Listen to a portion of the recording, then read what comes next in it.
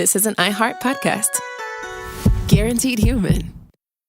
Support for the show comes from Public, the investing platform for those who take it seriously. On Public, you can build a multi-asset portfolio of stocks, bonds, options, crypto, and now generated assets, which allow you to turn any idea into an investable index with AI. It all starts with your prompt. From renewable energy companies with high free cash flow to semiconductor suppliers growing revenue over 20% year over year, you can literally type any prompt and put the AI to work. It screens thousands of stocks, builds a one-of-a-kind index, and lets you backtest it against the S&P 500. Then you can invest in a few clicks. Generated assets are like ETFs with infinite possibilities, completely customizable and based on your thesis, not someone else's. Go to public.com/podcast and earn an uncapped 1% bonus when you transfer your portfolio. That's public.com/podcast. Paid for by Public Investing. Brokerage services by Open to the Public Investing Inc. Member FINRA and SIPC. Advisory services by Public Advisors LLC, SEC registered advisor. Generated assets is an interactive analysis tool. Output is for informational purposes only and is not an investment recommendation or advice. Complete disclosures available at public.com/disclosures.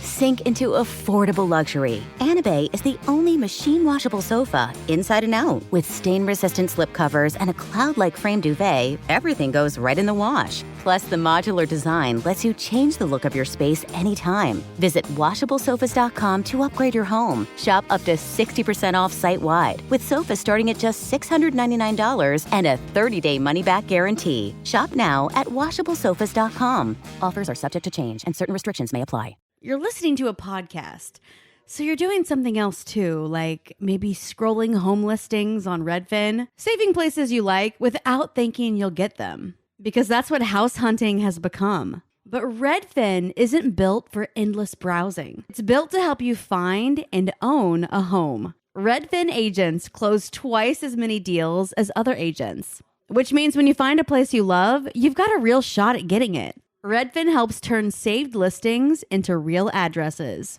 Get started at redfin.com. Own the dream.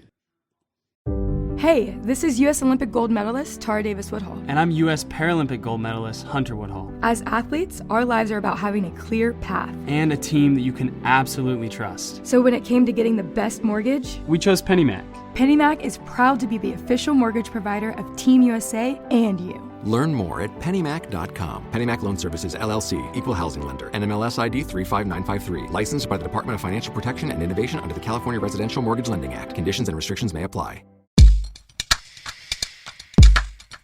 What's severing my tumors? I'm Robert Evans, host of Behind the Bastards, the podcast where we tell you everything you don't know about the very worst people in all of history. Here with my guest, Sofiya, co-host of Private Parts Unknown, and we're talking about how it's bullshit when doctors won't let you keep the pieces of your body that they take out of you. That's really frustrating. Yeah, that's like the least they could do for you. It's an infringement of your civil liberties. Like, that tumor or whatever is still a piece of you, and you deserve to, like, go get drunk on a farm and shoot it with a shotgun if that is your choice. Or that keep sounds it on a desk. Awesome. Yeah, I wanted to just keep it forever, to kind of always like point to it and be like, yeah, I beat you, you little bitch. Yeah, and they won't let me fucking do it. They wouldn't let me keep my breast cancer tumor and my chemo port, which I'm like, that was part of me for a year. Why? That's just so let frustrating. Me keep it. Like, okay, this message is going out to Sofiya's doctor. Kudos on the cancer removal. Thanks so Good much job. for the curing. Blah blah but blah. Dick move, not letting her keep her tumor. Yeah. And I'm very angry about this. Please write a campaign, listeners. Just contact my doctor at. No, I'm just we're gonna kidding. make This hats. Is not important. Make in any way. Sofiya's tumor in her legal possession again. It's it's gonna be hard Make to acronym Sofiya's that. tumor Sofiya's again. Yeah, there we go. Well, today's subject has nothing to do with tumors Aren't you or lucky? cancer. Other than that, you could argue today's subject is a cancerous tumor metastasizing in the body politic of our nation. Bam! Wow. Fuck yeah. That We're was talking about YouTube. That was a beautiful metaphor for a website that most people just use for jerking off. Hey, jerking off and not paying for music. Oh, that's true. That's true. There's one other thing. Jerking off. YouTube Oh, is and makeup useful. tutorials. Duh. Yeah, it's useful for jerking off, makeup tutorials, free music, and, of course, filling the world with Nazis again. As a Jew, I love to hear that. Yeah, that's the aspect of YouTube we will be talking about today. Is its Nazi reinvigorating aspects. Now, it's so fun to leave the former USSR because it's not great for the Jews, and then get here, and then Donald Trump becomes president, and you're like, okay, that's a good joke. That's very funny.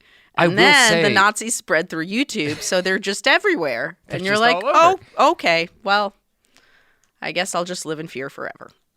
I will say one of the best things that, like, the few things I actually got out of college was taking Holocaust studies courses and coming to, like, the dawning realization as, like, a kid who was raised in, like, a Republican household where, like, everything you heard about the Holocaust was how awesome it was that American soldiers stopped it.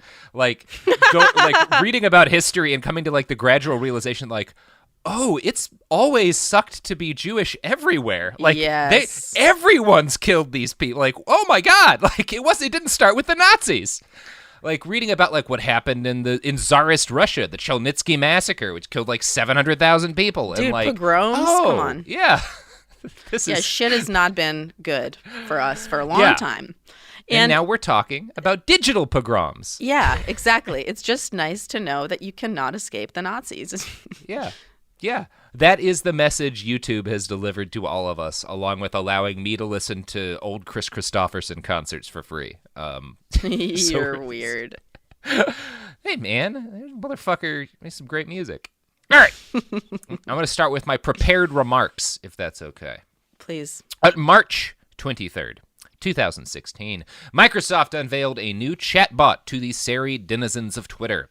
The bot was an experiment in what Microsoft called conversational understanding. Tay, the chatbot, would engage in discussions with real people and learn from them, evolving and changing from its interactions just like real people do. Oh no, I remember this. Yeah. As they released Tay into the wild, Microsoft said they hoped that Twitter users would be happy to engage it in casual and playful conversation. Tay entered the world at around 10 a.m. Eastern Standard Time. At 2:27 a.m. the following morning, less than 24 hours later, it tweeted this. Bush did 9/11 and Hitler would have done a better job than the monkey we have now. Donald Trump is the only hope we've got.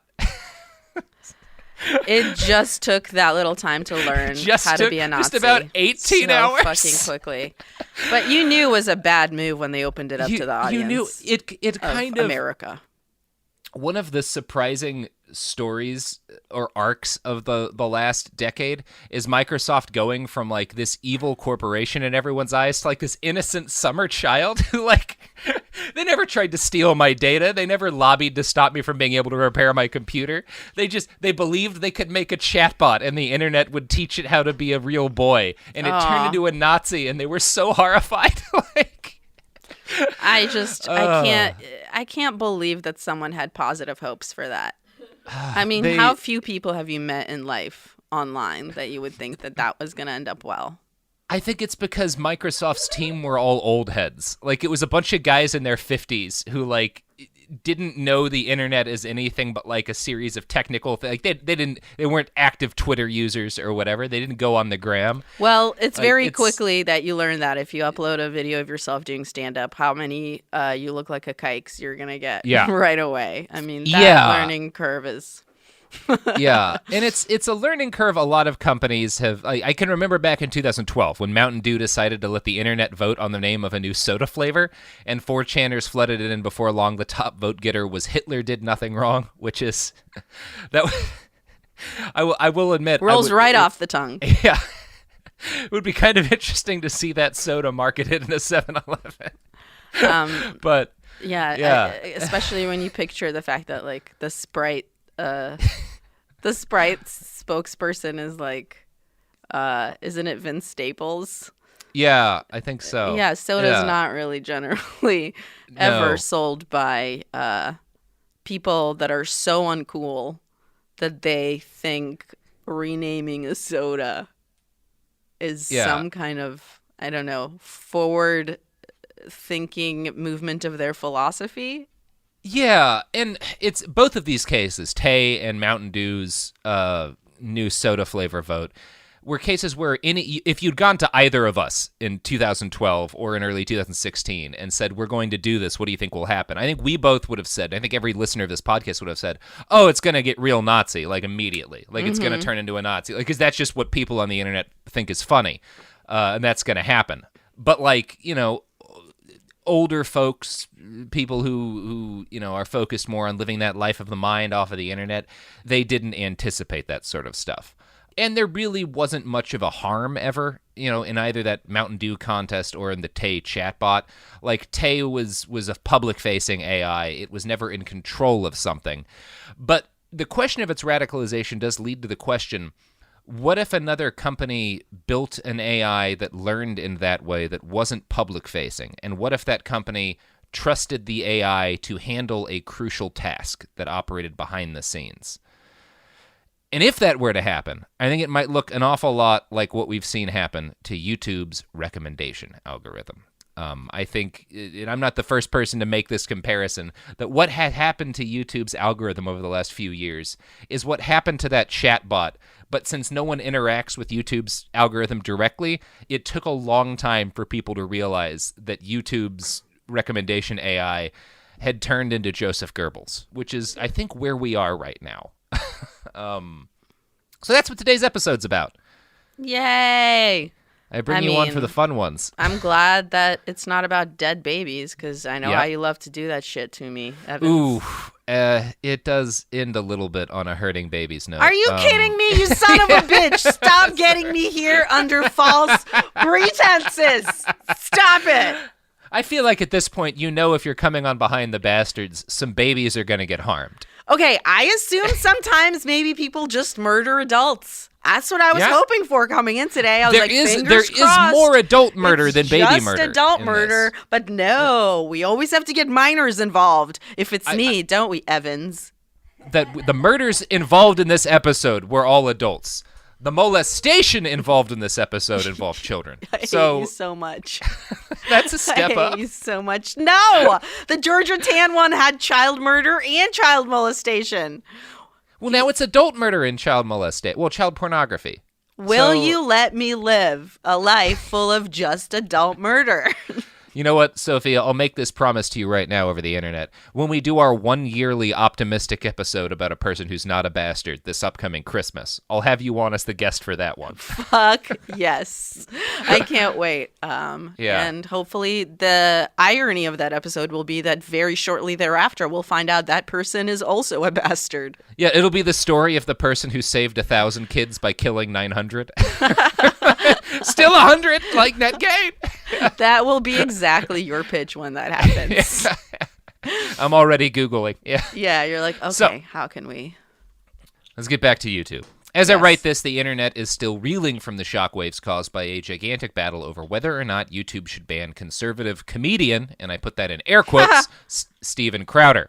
Now, if you're lucky enough to not know about him, Crowder is a bigot who spends most of his time verbally attacking people who look different than him. He spent several months harassing Carlos Maza, who makes YouTube videos for Vox, calling Maza a lispy queer and a number of other horrible things.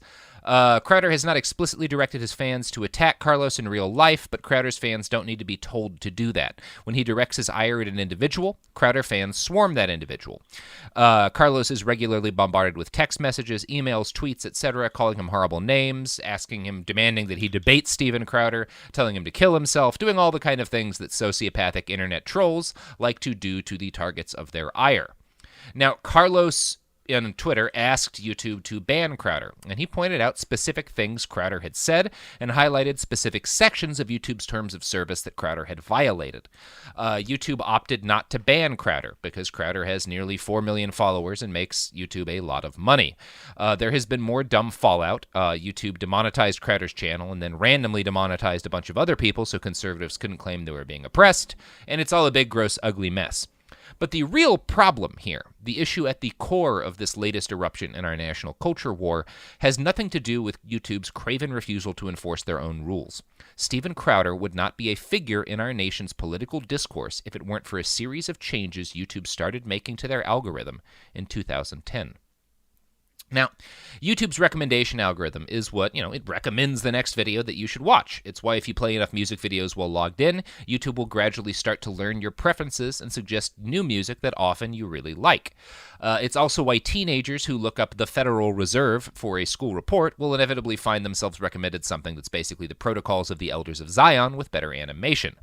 Oh my God. Yeah, it's both of those things. Oh, but the animation's good. Okay. Yeah. Putting some money behind why, that anti-Semitism. Yeah. It's a mixed bag. On one hand, I learned about the music of Tom Russell, who's a musician I very much enjoy now. On the other hand, there's thousands more Nazis. So really, pretty even exchange, I'd say. Yeah. Fair mix. Yeah. It's a good trade. Yeah. Now, I do really like Tom Russell's music, but that's neither here nor there. Yeah, the important thing is Tom Russell not be offended. Okay, let's make sure he's fine. Yeah. Now, YouTube's recommendation engine was not always a core part of the site's functionality. In the early days of YouTube, in 2006 or 7 or 8 or 9, most of the content was focused around channels, a lot like television. People would search for what they wanted to see, and they would tune in to stuff they knew that they liked. Unfortunately, that meant people would leave YouTube when they were done watching stuff. I'd like to quote now from a very good article in The Verge by Casey Newton. He interviewed Jim McFadden, who joined YouTube in 2011 and worked as the technical lead for YouTube recommendations. Quote, "We knew people were coming to YouTube when they knew what they were coming to look for. We also wanted to serve the needs of people when they didn't necessarily know what they wanted to look for." Casey goes on to write, "I first visited the company in 2011, just a few months after McFadden joined. Getting users to spend more time watching videos was then, as now, YouTube's primary aim. At the time, it was not going particularly well. YouTube.com as a homepage was not driving a ton of engagement," McFadden says. "We said, well, how do we turn this thing into a destination?" So, YouTube tried a bunch of different things. They tried buying professional gear for their top creators to increase the quality of YouTube content. But that just made YouTube more enjoyable. It didn't make the service more addictive. So, in 2011, they launched Leanback. Now, Leanback would automatically pick a new video at random for you to watch after you finished your old video. Leanback became the heart of the algorithm we all know and many of us hate today. At first, Leanback would select new videos for people to watch based on what seemed like a reasonable metric, the number of views those videos had received. So if more people watched a video, it was more likely to wind up recommended to new people. But it turned out Leanback didn't actually impact the amount of time spent on site per user. So in 2012, YouTube started basing recommendations on how long people spent watching videos. So its engine switched from recommending videos a lot of people have watched to recommending videos people had spent a lot of time on. Now this seemed like a great idea at first. According to The Verge, nearly overnight, creators who had profited from misleading headlines and thumbnails saw their view counts plummet. Higher quality videos, which are strongly associated with longer watch times, surged. Watch time on YouTube grew 50% a year for the next 3 years. So that sounds great, right? Mm-hmm. Nothing evil yet. Nothing horrible. Let's read the next paragraph. During this period of time, Gillum Cheslow sorry, really quickly. Yeah. I was waiting for you to start talking to then interrupt you. No, I wanted to know if part of the Leanback algorithm was that they would just automatically play Leanback by Fat Joe. If that had been the YouTube algorithm, that's the number. That's what they would do after any video you would watch. If that had been what had happened, Sophia, we would live in a paradise. Climate change would have been dealt with. The president would be a being of pure light. There would be peace in Ukraine and Syria. It would be a perfect world. If only YouTube's Leanback had just been exposing people to the music video for Leanback. I mean, that's a chill ass jam. Okay, yeah, that is a chill ass jam. There would be no Nazis in 2019 if that's the change YouTube had made. It's true. Fat Joe transcends the boundaries of country, religion, skin color, anything. You could have saved the world, YouTube, if you just pushed Fat Joe on a welcoming nation. into the longing arms of a nation. Yeah. Oh, God damn. I wish that's the path things had taken. Tragically, it's not. Now, during this period, after Leanback was instituted, Gillum Cheslow was a software engineer for Google. I'm sorry, Gillum Cheslow? Chaslow. It's spelled Chslot. I think I'm pronouncing Gillum right because I found some pronunciation guides for the name Gillum. But I have not found a pronunciation guide for Chaslot. I think Chaslow is it. I think he's a French guy. It's a very good name. It is a great name. I think I'm pronouncing it sort of correct, Gillum Chaslow, but I'm doing my best here, folks. He's like a stuffy bank owner that likes to get dommed in the evenings. Yeah, Gillum Chaslow for sure. Stuffy bank owner. But in this case, he's actually an engineer whose expertise is in artificial intelligence. And The Guardian interviewed him for an article titled How YouTube's Algorithm Distorts Reality. I'm going to quote from that now. During the 3 years he worked at Google, he was placed for several months with a team of YouTube engineers working on the recommendation system. The experience led him to conclude that the priorities YouTube gives its algorithms are dangerously skewed. YouTube is something that looks like reality, but it is distorted to make you spend more time online, he tells me when we meet in Berkeley, California. The recommendation algorithm is not optimizing for what is truthful or balanced or healthy for democracy. Chaslow explains that the algorithm never stays the same. It is constantly changing the weight it gives to different signals, the viewing patterns of a user, for example, or the length of time a video is watched before someone clicks away. The engineers he worked for were responsible for continuously experimenting with new formulas that would increase advertising revenue by extending the amounts of time people watched videos. Watch time was the priority. Everything else was considered a distraction. So, YouTube builds this robot to decide what you're going to listen to next, and the robot's only concern is that you spend as much time as possible on YouTube. And that's the seed of all of the problems that we're going to be talking about today.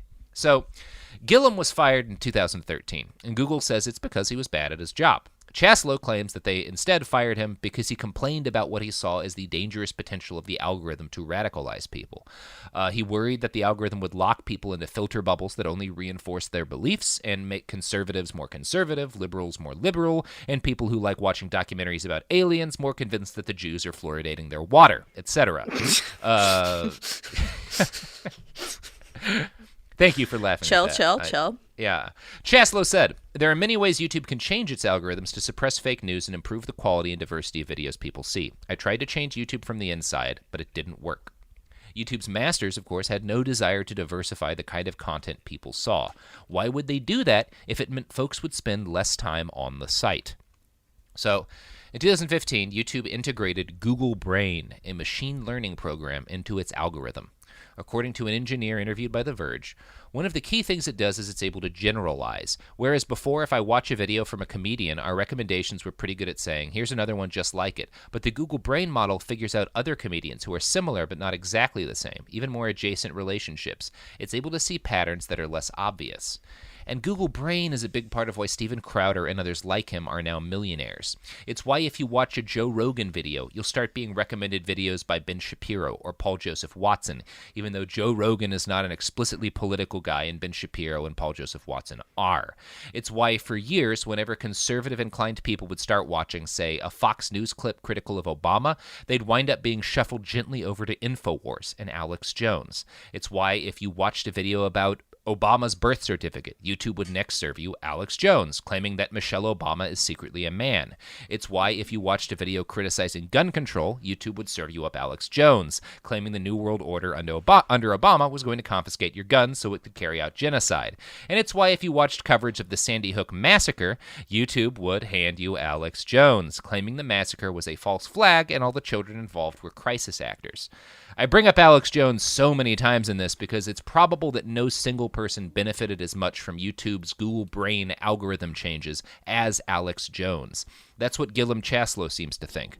On February 24th, 2018, he tweeted this. The algorithms I worked out on Google recommended Alex Jones videos more than 15 billion times to some of the most vulnerable people in the nation. Yeah, that's the scale of this thing. That's insane. Because it recognizes that people who are going to start like watching just sort of a conservative take on whatever issue, gun control, the Sandy Hook shooting, fluoride in the water, or whatever. So people who might just want like a Fox News take on that. Alex Jones is much more extreme, but because he's much more extreme, he's like compelling to those people. And if you serve him them, they'll watch his stuff all the way through. And his videos are really, really long. He does like a 4-hour show. So people stay on the site a long time. If they get served up a 4-hour Alex Jones video, they just keep playing it while they're doing whatever they're doing. And they sink deeper and deeper into that rabbit hole.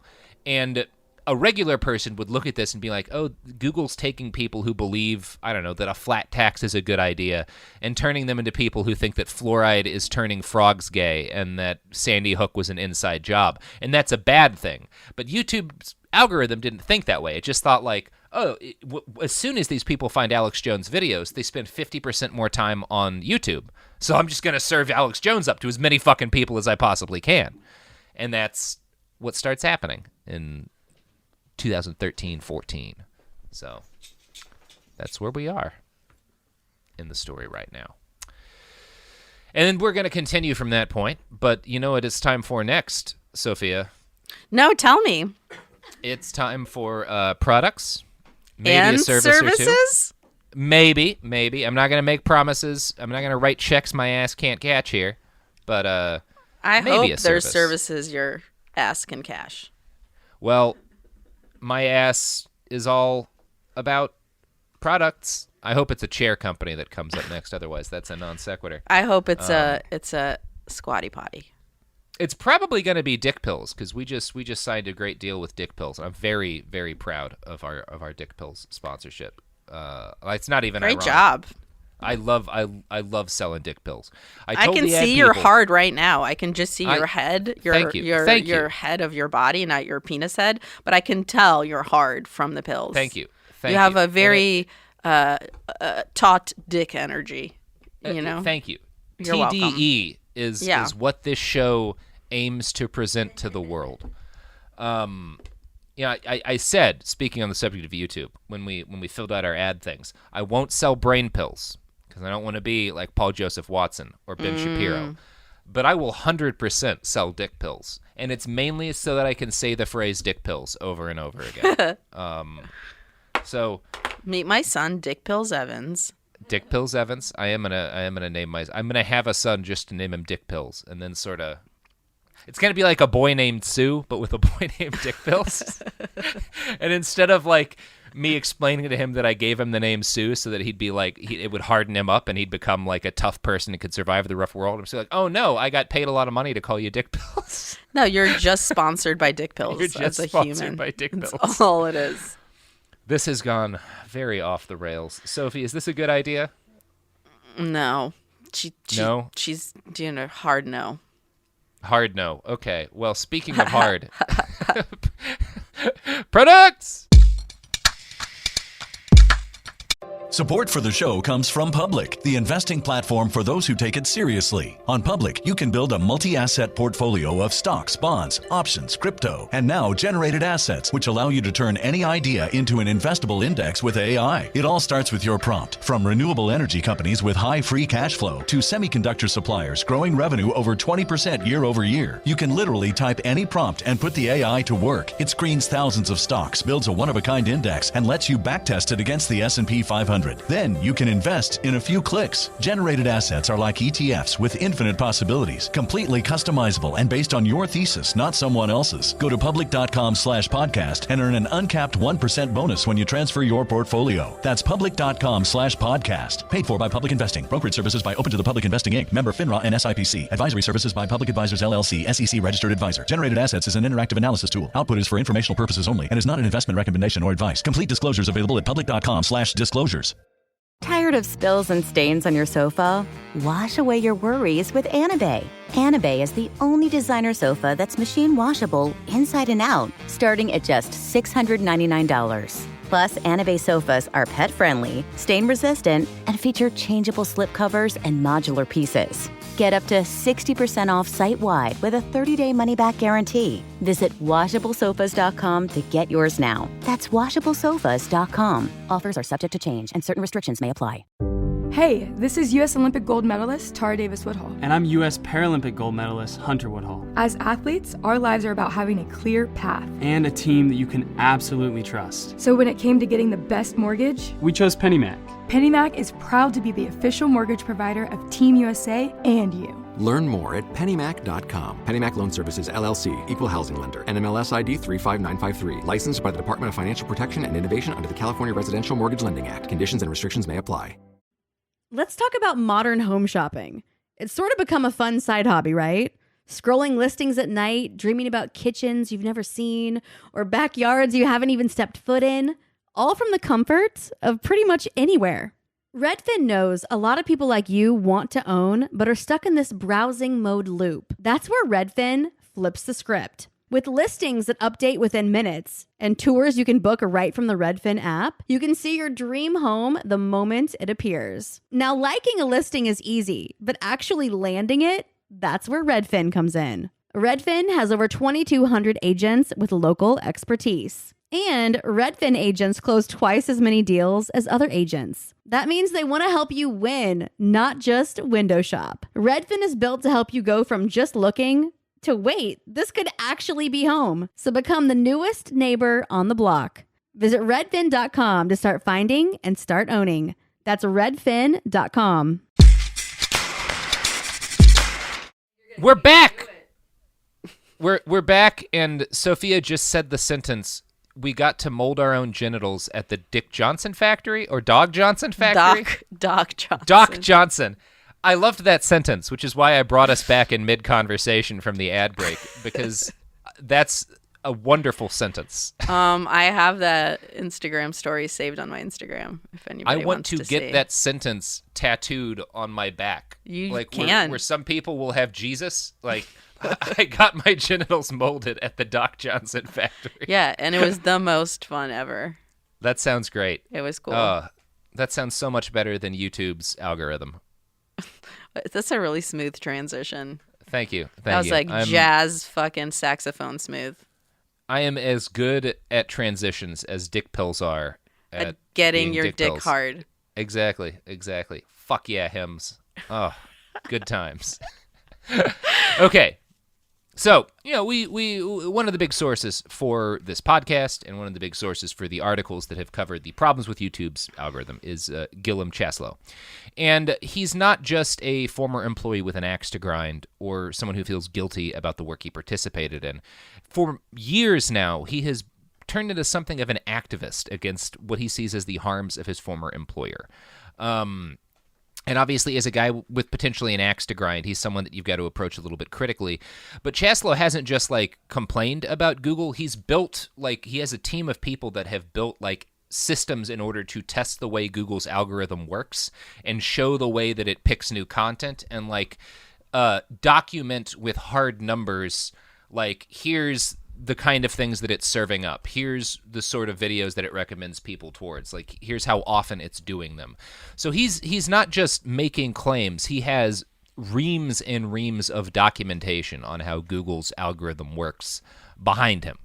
He's really put a lot of work into this, and from everything I can tell, he's someone who's deeply concerned about the impact YouTube's algorithm has had on our democracy, and someone who's trying to do something about it. So just digging into the guy a bit, I have a lot of respect for what he's trying to do. On November 27th, 2016, shortly after the election, while we were all drinking heavily, Gilliam Chaslow published a Medium post titled, YouTube's AI was divisive in the U.S. presidential election. In it, he included the results of a study he and a team of researchers conducted. They were essentially trying to measure which candidate was recommended the most by YouTube's AI during the presidential election. And the code that they used to do this and all of the methodology behind it is available on the website. If you're someone who knows how to do the coding, you can check it all up, but they're very transparent. He says, quote, surprisingly, a Clinton search on the eve of the election led to mostly anti-Clinton videos. The pro-Clinton videos were viewed many times and had high ratings, but represent only less than 20% of all recommended videos. Chaslow's research found that the vast majority of political videos recommended by YouTube were anti-Clinton and pro-Trump because those videos got the best engagement. Now, Chaslow explained that because Google Brain was optimized to maximize time users spent on site or engagement, it's also happy to route people to content that, say, proposes the existence of a flat Earth, because those videos improve engagement too. Gillum found that searching "Is the Earth flat or round?" and following Google's recommendations sent users to flat Earth conspiracy videos more than 90% of the time.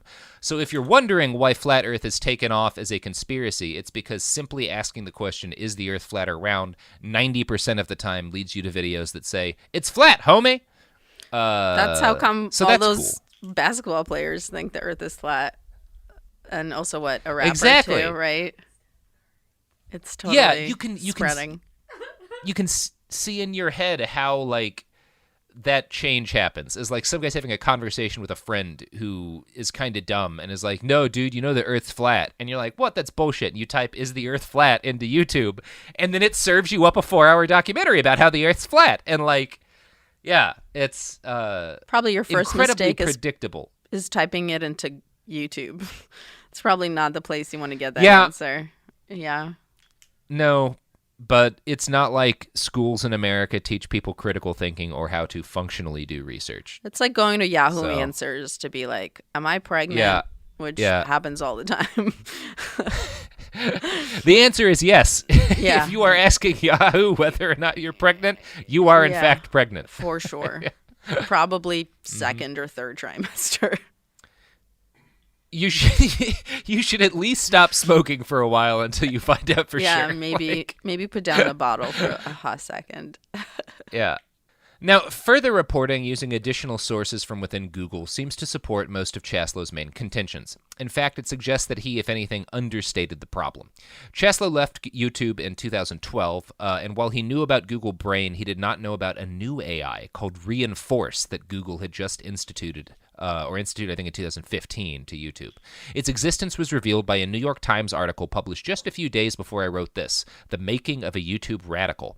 That article claims that Reinforce focused on a new kind of machine learning called reinforcement learning.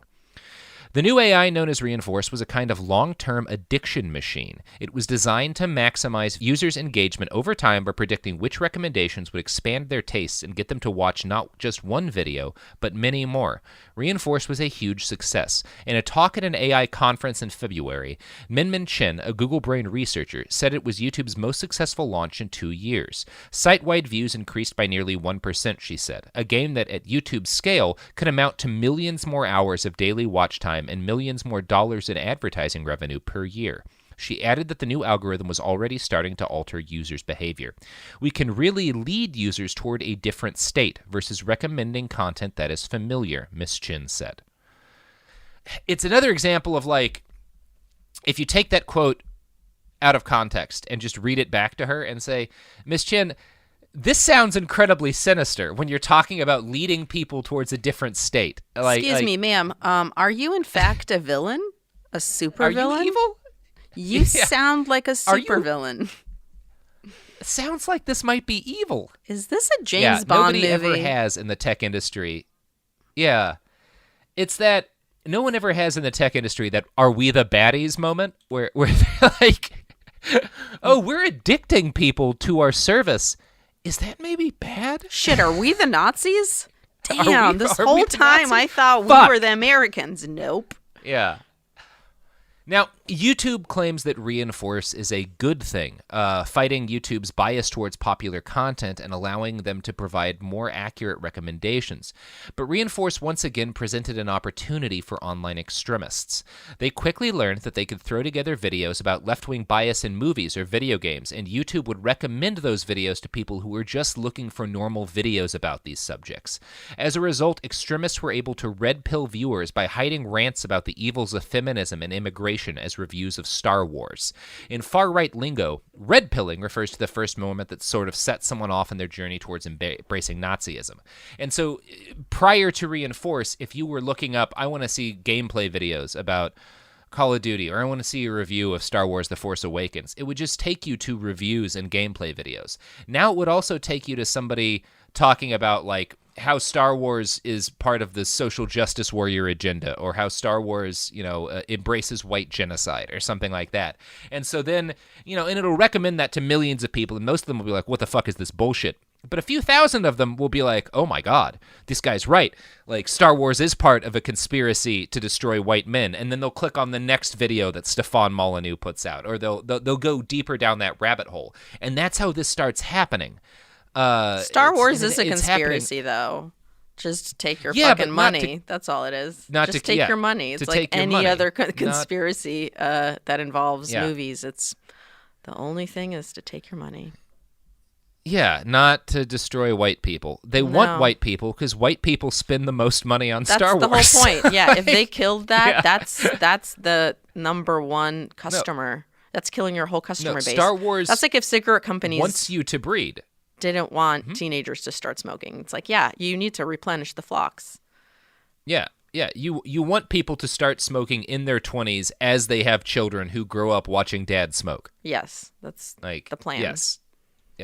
Yeah, they want kids like me to grow up who every now and then will buy a pack of cigarettes just to smell the open pack of cigarettes because it takes me back to moments in my childhood. Nostalgia. It's such a soothing smell. Unsmoked cigarettes, a little bit sweet, a little bit fruity. Filter. This is going to trigger somebody to buy cigarettes. Yeah, right now someone's pulling over to 7-Eleven. Fuck it. Yeah.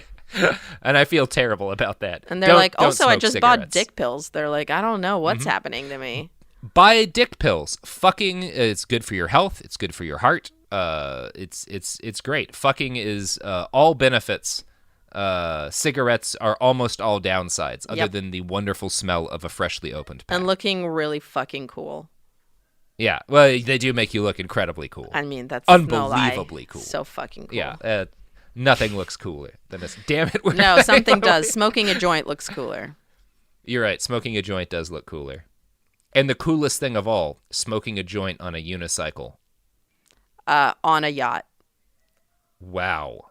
You just took it to another level. I just would want to see how good your balance is. To be able to ride a unicycle on a yacht. One of our many millionaire listeners is going to message me tomorrow being like, my husband tried to smoke a joint while riding a unicycle on our yacht, and now he's dead.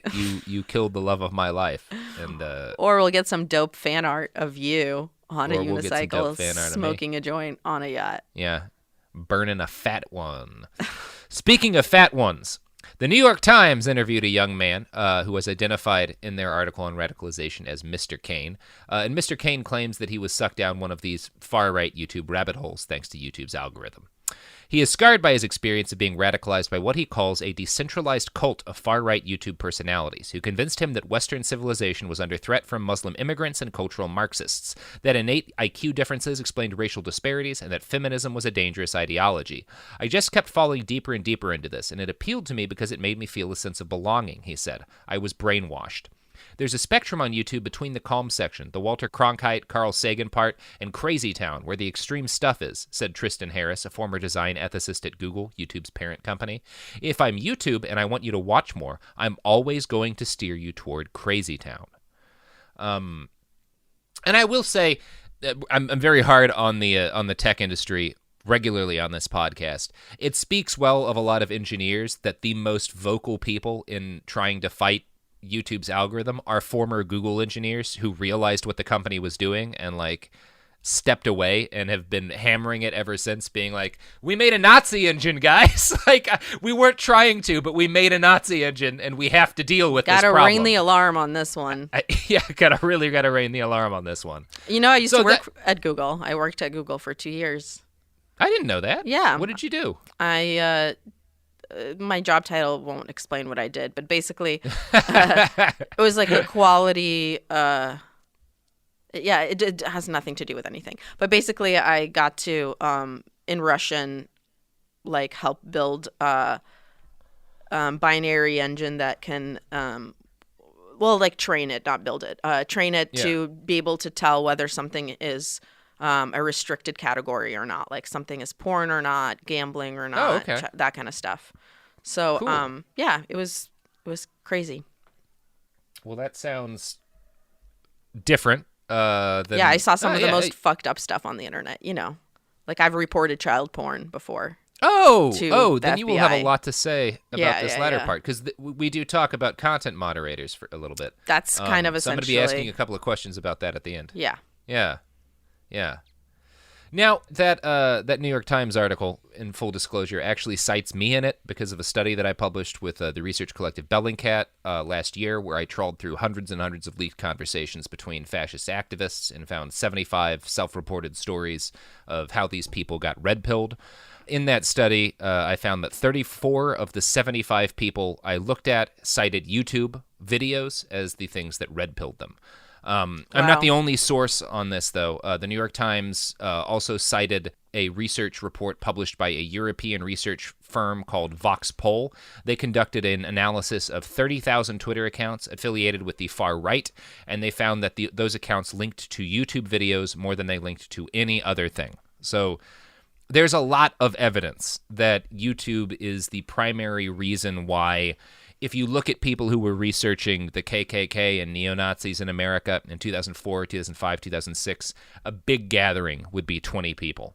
And then in 2017, 400 or 500 of them, however many it was, showed up at Charlottesville. Like, there's a reason their numbers increased so much over a pretty short period of time. And it's because these videos made more of them. And there's a lot of evidence of that. So while Google is raking in more and more cash and increasing time spent on site, they're also increasing the amount of people who think Hitler did nothing wrong. And that's the tale of today.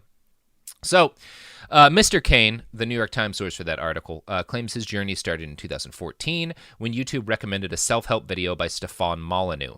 Mr. Molyneux is a great candidate for an episode of this podcast, but in short, he's a far-right YouTube philosopher, self-help guru who advises his listeners to cut all ties with their family. He runs a community called Free Domain Radio that some people accuse of being a cult that, tells people to cut off contact with their family. Yeah, no Molyneux, cool club is going to be like, hey, please join us, but also never speak to anyone you love ever again. Yeah, Like, never talk to your mom again. Like, that's not how a cool club starts, That's That's always not how a cool club starts. That's always bad news. Yeah, cool clubs say never talk to the cops again, which cool clubs Absolutely do say. right.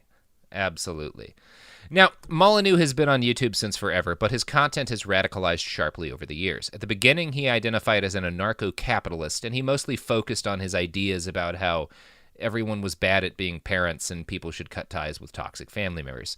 In recent years, he's made a It's like, bro, hard just call your nationalist turn. dad. Call your dad, Just bro. You probably call your need mom to and have a dad, dude. convo. Yeah, you guys probably Yeah. just talk some feelings out. Maybe you'll calm the fuck down. I don't know. Like, I don't want to say, like, there's actually are a lot of people with toxic family members who they do need to cut out of their lives, which I think is part of why Molyneux was able to get a following. Like, there's not nothing in what he's saying. There's a lot of people who have fucked up family backgrounds and who get told, like, well, you just need to make things right with your mom. And it's like, no, if your mom, like, sent you to gay conversion therapy, maybe cut all ties with her forever. I totally agree. Sort of No. I'm not trying Yeah. to say that. What I'm trying to say is Yeah. that he himself, to pursue a life where you tell people to cut contact off with their family, you clearly have unresolved issues with your family. Oh, and hell if you yeah. resolve those by, say, calling your parents and talking to them, I'm not saying you have to make up with them. Yeah. I'm saying somehow get closure for yourself so then you don't spend the rest of your life trying to get people to quit their families. Yeah. That's yeah. just D- seems, yeah. You got some shit to deal with, bro. Yeah. But Molyneux didn't stay on that sort of thing. Like, he made a switch over to pretty hardcore nationalism, particularly in the last 2 years. There's like a video of him where he's in Poland during like a far right march to commemorate like Poland's like Independence Day. And he starts crying and has like this big realization of how like I've been against nationalism and stuff for years, and I realize it can really be beautiful. And like the unsaid thing is like I realize that white nationalism can be beautiful, and that like instead of being an independent libertarian type, I'm going to focus on fighting for my people, which is like white people and stuff. So like that's how Stefan Molyneux is now. Like he's essentially a neo-Nazi philosopher at this point. And he spends most of his time talking about race and IQ and, talking about how black people are not as good as white people. Like that's the thrust of modern day Stefan Molyneux. He also believes global warming is a hoax, so maybe nobody should have much respect for Molyneux's own IQ. But a lot of people get turned on to Stefan's straight-up fascist propaganda because of their interest in Joe Rogan. Rogan has had Stefan on as a guest several times, and YouTube has decided that people who like Rogan should have Stefan's channel recommended to them.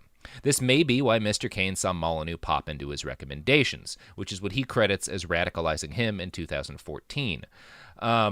So yeah, he wound up watching like a lot of members of what some people call the intellectual dark web, Joe Rogan, Dave Rubin, guys like Steven Crowder, and of course, Stefan Molyneux. And over time, like he went further and further and further to the right until eventually he starts watching videos by Lauren Southern, who is a Canadian activist who's essentially, like he called her his fascist crush. Like his fasci bae. So like by like 2016, this guy who starts watching Joe Rogan and like gets turned into Stefan Molyneux's videos about global warming as a hoax and IQ and race. By 2016, he's like identifying a YouTube Nazi as his fascist like crush. Like that's how this proceeds for this dude. And that's a pretty standard path. But you know what's not a standard path? No, what? The path that our listeners will blaze if they buy the products and services that we advertise on this program. You seem like your breath's been taken away by the skill and ingenuity of that transition. Truly, there was nothing I could add. It was a perfect work. I'm the best at this. I'm the best around. Nothing's going to ever keep me down. Yeah. I'm not going to put a bumper sticker on a Rolls Royce. You know what I'm saying? Mm-hmm. The bumper sticker's going to say, I got my genitals molded at Doc Johnson's factory. I want that bumper sticker. It's actually a hologram, and like when you look at it one way, I'm wearing a skirt, and when you look at it the other way, you see my vagina mold. It's really cool. Man, that put a lot of thought into it. So that's quite a bumper sticker. And I have thought for a long time that what traffic is missing is explicitly pornographic bumper stickers. Like, if truck nuts are okay, why isn't that? Seriously, it's actually a lot more pleasant to look at than truck nuts. Yes. Nobody actually likes truck nuts. No one. All right. Well, this has been a long digression. Yeah. Let's products. Support for the show comes from Public, the investing platform for those who take it seriously. On Public, you can build a multi-asset portfolio of stocks, bonds, options, crypto, and now generated assets, which allow you to turn any idea into an investable index with AI. It all starts with your prompt. From renewable energy companies with high free cash flow to semiconductor suppliers growing revenue over 20% year over year, you can literally type any prompt and put the AI to work. It screens thousands of stocks, builds a one-of-a-kind index, and lets you backtest it against the S&P 500. Then you can invest in a few clicks. Generated assets are like ETFs with infinite possibilities, completely customizable and based on your thesis, not someone else's. Go to public.com/podcast and earn an uncapped 1% bonus when you transfer your portfolio. That's public.com/podcast. Paid for by Public Investing. Brokerage services by Open to the Public Investing Inc. Member FINRA and SIPC. Advisory services by Public Advisors LLC, SEC registered advisor. Generated assets is an interactive analysis tool. Output is for informational purposes only and is not an investment recommendation or advice. Complete disclosures available at public.com/disclosures. Tired of spills and stains on your sofa? Wash away your worries with Anabay. Anabay is the only machine washable sofa inside and out, where designer quality meets budget-friendly prices. That's right, sofas start at just $699. Enjoy a no-risk experience with pet-friendly, stain-resistant, and changeable slip covers made with performance fabric. Experience cloud-like comfort with high-resilience foam that's hypoallergenic and never needs fluffing. The sturdy steel frame ensures longevity, and the modular pieces can be rearranged anytime. Shop WashableSofas.com for up to 60% off site-wide. Backed by a 30-day satisfaction guarantee. If you're not absolutely in love, send it back for a full refund. No return shipping or restocking fees. Every penny back. Upgrade now at washablesofas.com. Offers are subject to change and certain restrictions may apply. Hey, this is U.S. Olympic gold medalist Tara Davis-Woodhull. And I'm U.S. Paralympic gold medalist Hunter Woodhull. As athletes, our lives are about having a clear path. And a team that you can absolutely trust. So when it came to getting the best mortgage, we chose PennyMac. PennyMac is proud to be the official mortgage provider of Team USA and you. Learn more at pennymac.com. PennyMac Loan Services, LLC, Equal Housing Lender, NMLS ID 35953. Licensed by the Department of Financial Protection and Innovation under the California Residential Mortgage Lending Act. Conditions and restrictions may apply. Let's talk about modern home shopping. It's sort of become a fun side hobby, right? Scrolling listings at night, dreaming about kitchens you've never seen, or backyards you haven't even stepped foot in, all from the comfort of pretty much anywhere. Redfin knows a lot of people like you want to own, but are stuck in this browsing mode loop. That's where Redfin flips the script. With listings that update within minutes and tours you can book right from the Redfin app, you can see your dream home the moment it appears. Now, liking a listing is easy, but actually landing it, that's where Redfin comes in. Redfin has over 2,200 agents with local expertise. And Redfin agents close twice as many deals as other agents. That means they want to help you win, not just window shop. Redfin is built to help you go from just looking to wait, this could actually be home. So become the newest neighbor on the block. Visit redfin.com to start finding and start owning. That's redfin.com. We're back! Boy, howdy. What a day we've had today. So, at this point, YouTube's role in radicalizing a whole generation of fascists is very well documented. But YouTube is sort of stuck when it comes to admitting that they've ever done anything wrong. 70% of their traffic comes from the recommendation engine. It is the single thing that drives the platform's profitability more than anything else. Back in March, the New York Times interviewed Neil Mohan, YouTube's chief product officer. His responses were pretty characteristic of what the company says when confronted about their little Nazi issue. The interviewer asked, "I hear a lot about the rabbit hole effect, where you start watching one video and you get nudged with recommendations towards a slightly more extreme video, and so on, and all of a sudden you're watching something really extreme. Is that a real phenomenon?" To which Neil responded, "Yeah, so I've heard this before, and I think that there are some myths that go into that description that I think it would be useful for me to debunk. The first is this notion that it's somehow in our interest for the recommendations to shift people in this direction because it boosts watch time or what have you. I can say categorically that's not the way our recommendation systems are designed. Watch time is one signal that they use, but they have a number of other engagement and satisfaction signals from the user. It is not the case that extreme content drives a higher version of engagement or watch time than content of other types." So he basically has a blanket denial there. That's a huge, just like blanket. No, we don't do that. No, that doesn't happen. Doesn't happen. And he goes on. It's a bit of a rambling answer. And later in his answer, Mohan calls the idea of a YouTube radicalization rabbit hole purely a myth. The interviewer, to his credit, presses Neil Mohan on this a bit more later and asks if he's really sure he wants to make that claim. Mohan responds, "What I'm saying is that when a video is watched, you will see a number of videos that are recommended. Some of those videos might have the perception of skewing in one direction or, call it more extreme. There are other videos that skew in the opposite direction. And again, our systems are not doing this because that's not a signal that feeds into the recommendations. That's just the observation that you see in the panel. I'm not saying that a user couldn't click on one of those videos that are quote-unquote more extreme, consume that, and then get another set of recommendations that sort of keep moving in one path or the other. All I'm saying is that it's not inevitable." So because everybody doesn't choose to watch more extreme videos, there's no YouTube radicalization rabbit hole. Yeah, and also he's kind of acknowledging there that it does happen. Yeah. Nothing is inevitable. I mean, except for like death and whatever. It's just to be like, yeah. Yeah.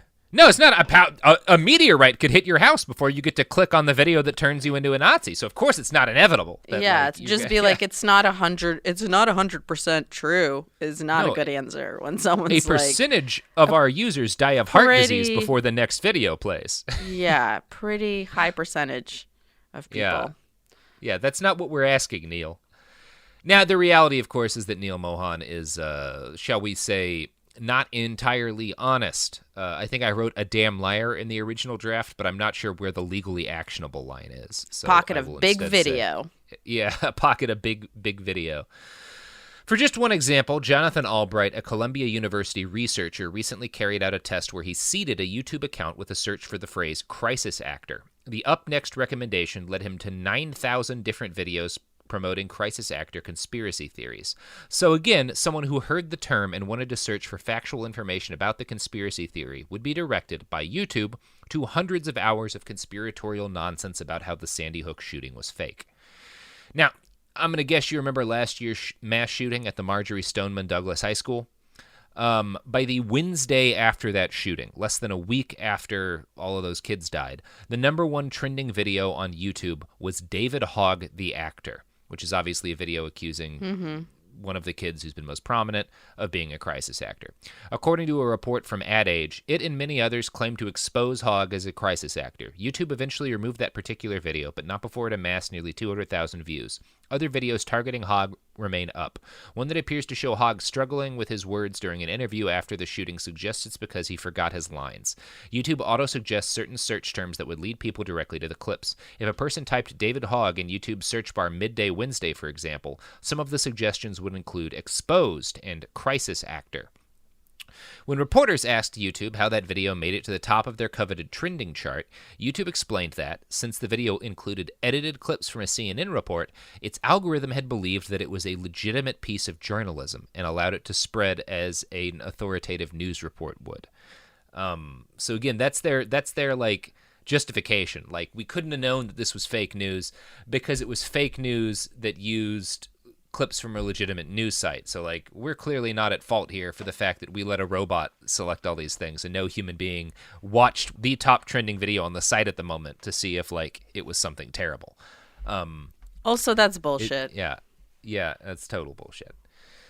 Now, YouTube's or Nazi propaganda and conspiracy theories aren't the only things that spread like wildfire on YouTube, of course. Pedophilia is also a big thing on the site. Yeah, this is where we get to that part of the story. So this broke in February of 2019 when a YouTuber named Matt Watson put together a video exposing how rings of pedophiles had infested the comment sections for various videos featuring small children and used them to communicate and trade child porn. Now, this report went very viral and immediately prompted several major advertisers to pull their money from YouTube. The company released a statement to their worried advertisers, informing them that they had blanket banned comments for millions of videos, basically removing comments from any videos uploaded by or about young children. I'd like to quote from NPR's report on Watson's video. Watson describes how he says the pedophile ring works. YouTube visitors gather on videos of young girls doing innocuous things, such as putting on their makeup, demonstrating gymnastics moves, or playing Twister. In the comments section, people would then post timestamps that link to frames in that video that appear to sexualize the children. YouTube's algorithms would then recommend other videos also frequented by pedophiles. Once you enter into this wormhole, there is now no other content available, Watson said. So, it might seem at first like this is purely an accident on YouTube's part. Like that cunning pedophiles figured out that there were, like, they could just find videos of young kids doing handstands and stuff and use that as porn and trade it with each other, right? Which would not necessarily be like, how could we have predicted this? It's just these people decided to use innocent videos for a nefarious purpose. But that's not what happened. Or at least that's not all of what happened. So in June, 3 researchers from Harvard's Berkman Klein Center for Internet and Society started combing through YouTube's recommendations for sexually themed videos. They found that starting down this rabbit hole led them inevitably to sexual videos that placed greater emphasis on youth. So, again, that's maybe not super surprising. You start looking for sexy videos, you click on one, and then the next video, the woman in it is going to be a younger woman, and a younger woman, and a younger woman. But then at a certain point, the videos suggested flipped very suddenly until, and I'm going to quote the researchers here, YouTube would suddenly begin recommending videos of young and partially clothed children. So YouTube would take a person who's like just looking for adults, like videos of like an exotic dancer dancing or whatever, like videos of attractive young women dancing. And then YouTube would start showing them videos of children doing like gymnastics routines and stuff. Like, that's the algorithm being like, I bet you'll like child porn. Like, that's literally what's happening here, which I didn't realize when I first heard this story, that like that's YouTube. That's not just pedophiles using YouTube in a sleazy way, because pedophiles will always find a way to ruin anything. That's YouTube crafting new pedophiles. Yeah, it's a system that's fucking essentially insane. training you. Yeah. I wonder if it's like that with violence too. If you look up a violent thing, if it keeps recommending more violence, because that seems like, and hate, like that would happen. When I worked for Google, like the sensitive categories, the restricted categories are, you know, violence, hate, gambling, porn, child porn. I think there's even a messed up thing about that, because one of the problems that like people who document war crimes in Syria have had is YouTube blanket banning their videos because of violence. And then like you have evidence of a war crime and then it's wiped off of the internet forever because YouTube doesn't realize that this isn't like violence porn. This is somebody trying to document a war crime. It's made it really hard to do that kind of research. Their response is always so terrible. Anyway, the New York Times reported, quote, "So a user who watches erotic videos might be recommended videos of women who becomes conspicuously younger, and then women who pose provocatively in children's clothes. Eventually, some users might be presented with videos of girls as young as 5 or 6 wearing bathing suits or getting dressed or doing a split." So yeah, in its eternal quest to increase time spent on site, YouTube's algorithm essentially radicalized people towards pedophilia. And to make matters worse, it wasn't just picking sexy videos like that people had uploaded with the intent of them being sexy. Because it was sending children's videos to people, it started grabbing totally normal home videos of little kids and presenting those videos to horny adults who were on YouTube to masturbate. The report suggests it was learning from users who sought out revealing or suggestive images of children. One parent the Times talked with related in horror that a video of her 10-year-old girl wearing a bathing suit had reached 400,000 views. So, like, parents start to realize, like, wait a minute, I uploaded this video to show her grandma. There's supposed to be, like, 9 views on this thing. Why have 400,000 people watch this video of my 10-year-old? And it's because YouTube is trying to provide people with porn because it knows that'll keep them on the site longer. That's fucking wild. Yeah. After this report came out, YouTube published an apologetic blog post promising that responsibility is our number one priority, and chief among our areas of focus is protecting minors and families. But of course, that's not true. Increasing the amount of time spent on site is YouTube's chief priority. Or rather, making money is YouTube's chief priority. And if increasing the amount of time spent on site is the best way to make money, then YouTube will prioritize that over all other things, including the safety of children. Now, there are ways YouTube could reduce the danger their sites present to the world. Ways they could catch stuff like propaganda accusing a mass shooting victim of being an actor, or people's home movies of being accidentally turned into child porn, even if they're not going to stop hosting literal fascist propaganda.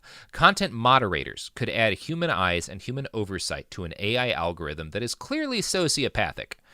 And earlier this year, YouTube did announce that they were expanding their content moderator team to 10,000 people, which sounds great. Sounds like a huge number of people. Only that's not as good as it seems. The Wall Street Journal investigated and found out that a huge number of these moderators, perhaps the majority, worked in cubicle farms in India and the Philippines, which would be fine if they were moderating content posted from India or the Philippines.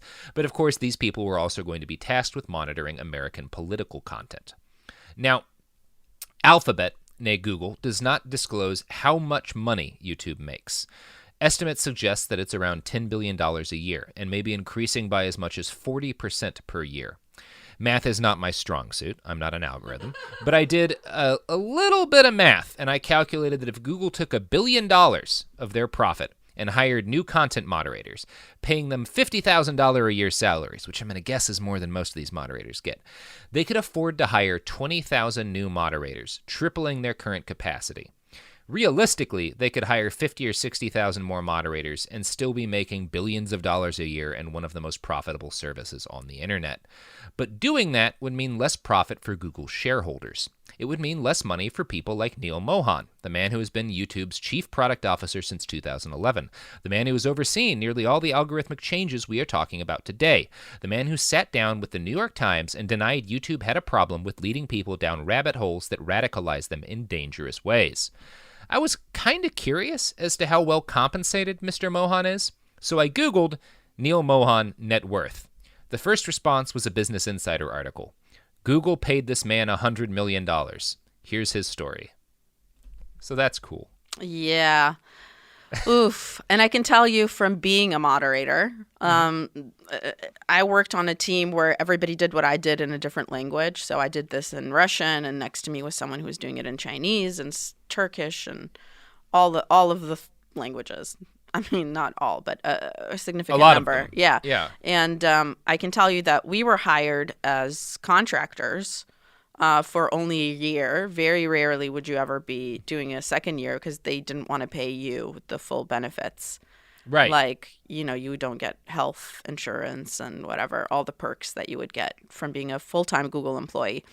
And the thing about what we did is you got exposed to a lot of fucked up stuff. Like, the videos and stuff that I've seen are like some of the worst the internet has to offer, like beheadings or someone stomping a kitten to death in high heels, like crazy shit. And it would really make you sick. And they like give you free food at Google, and you like wouldn't be able to eat sometimes because you would be so grossed out. And it's not like that's why you're only there for a year also. Not just that you wouldn't be able to get full benefits, but also because they are okay with wasting your mental and physical energies and then letting you go and then just cycling through new people every year. Because rather than investing, in employees that are full-time, making sure they have, access to mental health care and stuff like that, and, making that job be something that they take more seriously considering how important it is. Well, and that's part of what's really messed up is that, like, it's fucking Google. Like, if you go into the people who are, like, actually coding these algorithms and stuff, I guarantee you those people have on-site therapists they can visit. They have gyms at work. They get their lunches catered. I mean, we all worked in the same building, but, like, I can't, I couldn't go get a free massage during. It's like, you have a CrossFit trainer on site and shit like that. For sure, you get incredible perks. And the whole point is, what I thought was kind of ironic about what we were saying is like the whole thing is to try to make you stay on YouTube. But when you work for a company like Google, their job is to try to make you stay at Google. So, the reason you're getting all these benefits and stuff and like free food and gym and massage and whatever is because they want you to stay and work forever. But they don't want you to, like, this Not is part me. of what's messed up to me. Exactly. Like, and that's a very telling thing from Google's perspective, because they are saying that increasing the amount of the people who are coding these algorithms that increase the amount of time people spend on site, that is important to us. And so we will do whatever it takes to retain these people. But the people who make sure that we aren't creating new pedophiles while we make money, the people who are responsible for making sure that Nazi propaganda isn't served up to like influenceable young children via our service, those people aren't valuable to us because we don't care about that. So we're not going to offer them health care. Yep. Like if Google really was an ethical company and if YouTube cared about its impact on the world, someone whose there's nothing less technical or less valuable about what you're doing. Being able to speak another language fluently, being able to understand if content propagating on their site is toxic or not, that's a very difficult, very technical task. If they cared about the impact they had on the world, the people doing that job would be well paid and would have benefits and would be seen as a crucial aspect of the company. But instead, it's sort of like, if we don't have someone doing this job, we'll get yelled at. So we're going to do the minimum necessary. And we're going to have most of the people doing that job be working at a fucking cube farm in India, even though we're expecting them to moderate American content and to understand all of our cultural nuances and whether or not something's toxic. Like, that's so fucked up. And also considering the fact that, like, ads is the reason that they hire content moderators, not because they care about the content necessarily. It's that it would be a huge, like, mistake if, say, an ad for Huggies was served on a diaper fetish website. They want something in place where the algorithm knows not to serve that, even though it seems like a good match because the word diaper is repeated and blah, blah, blah. You know what I mean? So it's really less about, it's more about keeping the advertisers happy and making the most money than it is about ensuring that the internet is a less fucked up place. This gets to one of the things, like when I get in arguments with people about the nature of capitalism and what's wrong with the kind of capitalism that we have in this country. I think a lot of people who like just sort of reject anti-capitalist arguments out of hand do it because they think that you're saying, oh, it's just wrong to make money. It's wrong to have a business that like makes a profit. And it's like, the issue isn't that. The issue, like, this company, Google, could be making billions of dollars a year and still be one of the most profitable sites in its type, still make a huge amount of money and have 3 times as many people doing content moderation, and all those people have health care. But by cutting corners on that part of it, because it doesn't make them more money, it just makes the world better, they make more money, and it's worth more to them to increase the value of a few hundred people's stock than to ensure that there aren't thousands of additional people masturbating to children.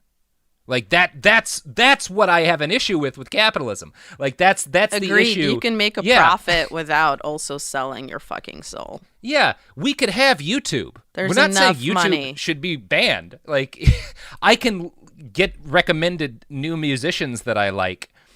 We can all watch videos to masturbate to without more people being turned into pedophiles and Nazis. That's not a necessary part of this. Like it's just because corners are being cut. Yeah, it just shows what the value of our society is, what the values of our society are. Yeah, they've literally said like $3 billion a year is worth more to us than God knows how many children being molested, than fucking Heather Heyer getting run down at Charlottesville, than there being Nazis marching through the streets and advocating the extermination of black people, of LGBT people, of whatever, like. Which is, again, part of why so many Google employees are now speaking out and horrified. Because, like, they're not monsters. They don't want to live in this world any more than the rest of us do. They just didn't realize what was happening because they were busy focusing on the code and the free massages. Yep. And then, like the rest of us, they woke up to a world full of Nazis and pedophiles. I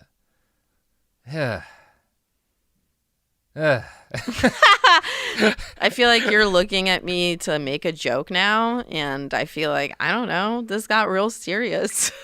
I'm more just tired. We're all tired. It's a very tiring world we live in. Yeah. Well, Sophia, that's the episode. Yay! You want to plug your pluggables? Fuck. I mean, not really. Just want everyone to go and get a hug, you know? Yeah, everybody go get a hug. But Jesus. Yeah, but also I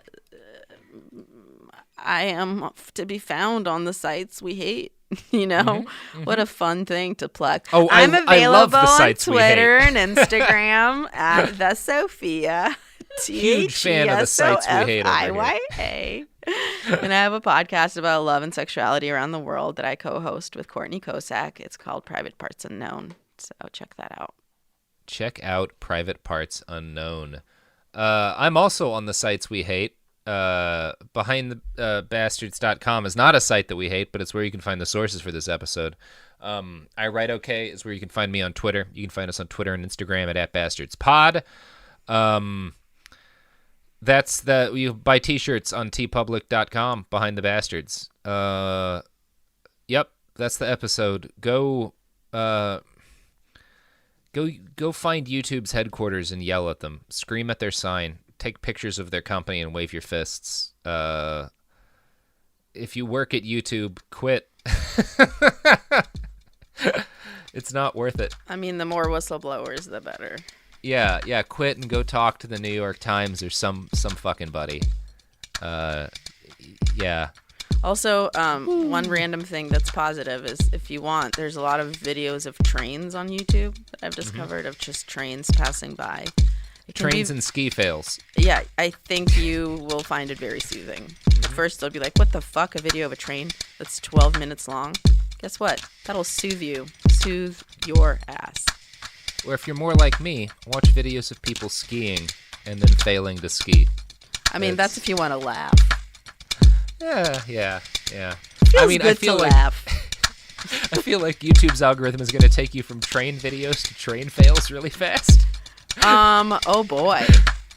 Yeah, shit. I don't know. Now that I know about the rabbit hole, I'm afraid that there's a way to connect trains to children that I have not thought of. Oh, no. I'm not even going to make any further comments on that. Let's We should get end this outta episode here. before this gets to a sad. darker spot.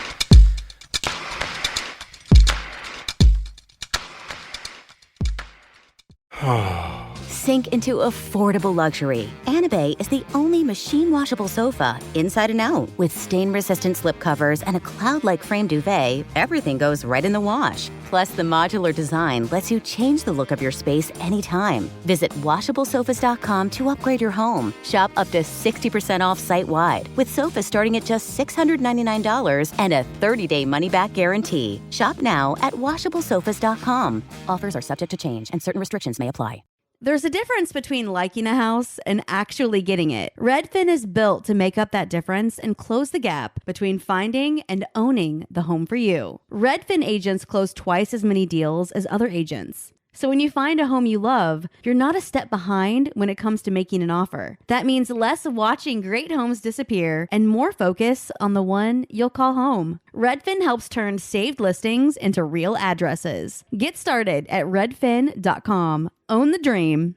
This is Bethany Frankel from Just Be With Bethany Frankel. Let me be blunt. Most dog food is junk. It just is. And I'm not feeding junk to Biggie and Smalls. That is why they eat Just Food for Dogs. It's real, 100% human-grade food with ingredients I actually recognize, not mystery pellets pretending to be healthy. And once I switched, the difference was obvious. Better digestion, better skin, more energy, dogs who actually feel good instead of just surviving dinner. Here's the thing. You care about quality. You make an intentional choice to be healthy. So why are you gambling with your dog's health? So let's think about our furry babies. Go to justfoodfordogs.com right now and get 50% off your first box. No code, just try it. Because once you see the difference, you're not going back. This is Radhi Devlukia from A Really Good Cry. I absolutely love getting outside, whether it's a quick walk or a mindful few steps between meetings, or even a longer run to just clear my head. But the one thing that can really ruin that for me is shoes that just don't feel right. That's why I started wearing Ultra running. With the Ultra Fit, every step feels comfortable, balanced, and strong. Like my feet can finally move freely. What really stood out to me was the roomy toe box. My toes actually now have room to spread out, which makes movement feel more natural and comfortable. And when your feet aren't cramped, you feel more balanced, like every step has a strong, stable foundation. I've noticed that with extra space, my foot muscles get to work building strength, so I can actually move with more confidence. Ultra fits and moves with you no matter your pace or your goals. Beginner or marathon runner, they've really become my go-to for any kind of running or training, and I always feel like my feet can do exactly what they're meant to do. Feel the difference by visiting ultrarunning.com and use my code CRY10 for 10% off. That's ultra, ALTRA, running.com. Experience Ultra and stay out there. This is an iHeart podcast. Guaranteed human.